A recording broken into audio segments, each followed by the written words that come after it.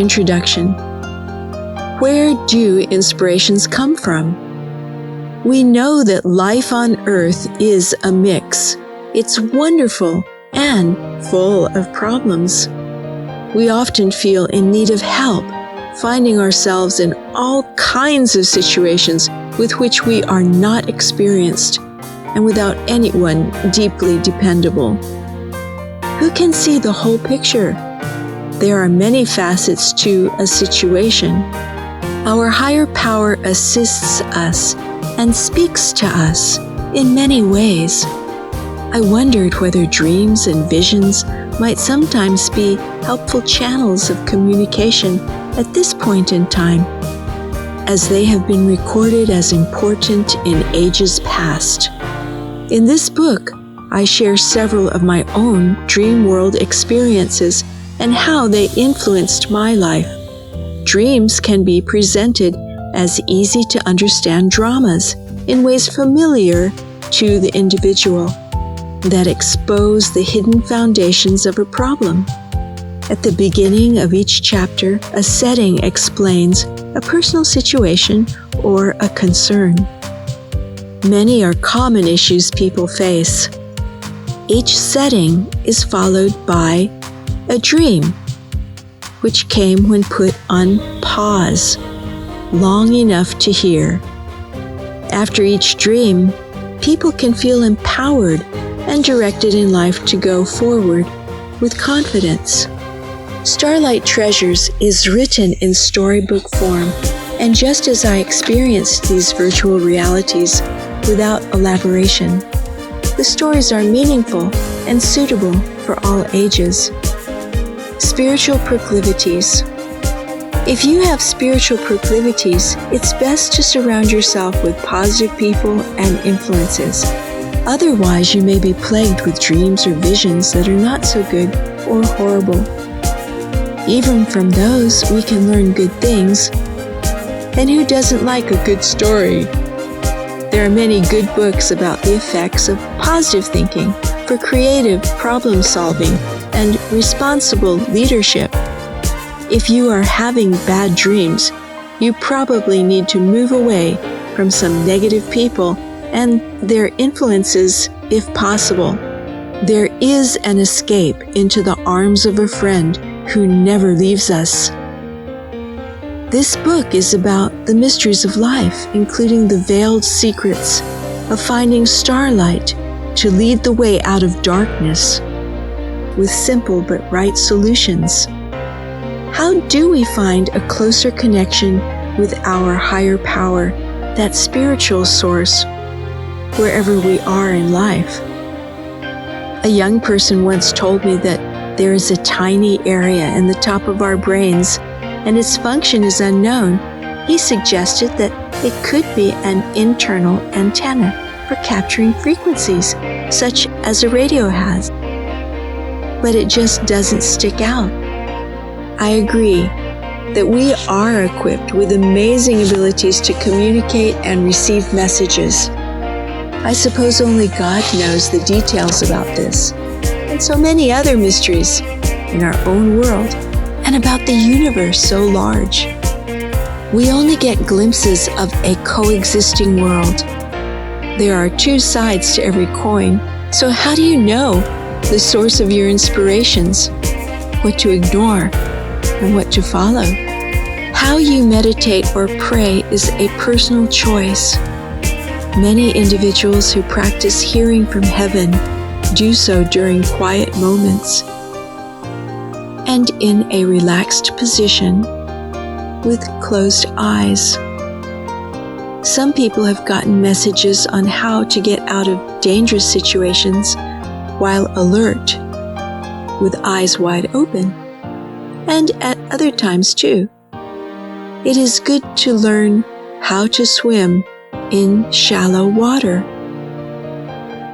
Learning when young is best, so when the deep waters roll, you will recognize that still, small voice and follow to safety. Good habits for developing a stronger connection with your higher power are: 1. Showing sincere gratitude as a way of life, and when starting and ending times of prayer or meditation. 2. After showing thankfulness, ask a question. 3. Get quiet. Silence internal noise and chatter, and wait for an answer. 4. Write down that flash of a dream or vision with details in one book. 5. Show gratitude again for such a wonderful helper. 6. Take action. We may or may not immediately get a dream or answer. One player doesn't always have all the say. Others may influence the outcome, as in playing billiards.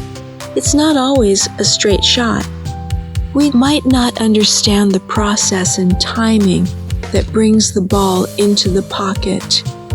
Each prayer, however, is heard and answered in good timing if it is good for ourselves, for others, and on target for our best lives. In a nutshell, getting a significant dream or vision involves having a vacuum. There is a need, an empty space in your heart. You know you need help. You thank the Lord and give the praise that is due Him, to our Creator, and then you get quiet and present your petition. Like drinking from a straw, pointed up, the answer comes from outside. There is a space, an emptiness, a hunger in your heart that needs filling. It may be an aching, spiritual void. Then, in quiet expectation and submission, whatever you see or hear, after a few minutes, maybe the Lord, write it down, don't analyze it. Write down what you see or hear with the eyes or ears of your spirit. Write down how you perceived all the details. This is for nobody else's approval. It's private. I judge my inspirations by the standards in the Bible, especially the words of Jesus Christ, a man who went everywhere doing good. If it tells me to do something good, that could be God responding. This is what works for me, and generally how I've developed a bit of a prayer life. Few people know much about electricity, but most people use it to make their lives easier. From electrical lights and appliances to vehicles, airplanes, and heavy-duty equipment, we use electricity to create daily results that wouldn't otherwise exist. Simple non-electric tools are not strong enough to do the job. Every day, engineers create new machinery to channel electricity in new ways to fulfill their ideas of a world in progress. After many calculations and efforts that failed, even Einstein took naps. He was known to just give it up, take a rest, and seek solutions outside of his own abilities. He often kept a pencil and paper next to himself during nap times. Was he also experimenting to find solutions in his sleep? Right or wrong, some historical accounts say that Einstein came up with the equation for relativity from a dream world inspiration.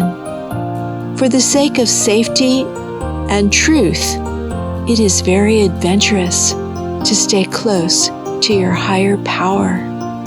Ask, and you shall receive. Seek, and you shall find. Knock, and the door shall be opened to you. Matthew 7:7.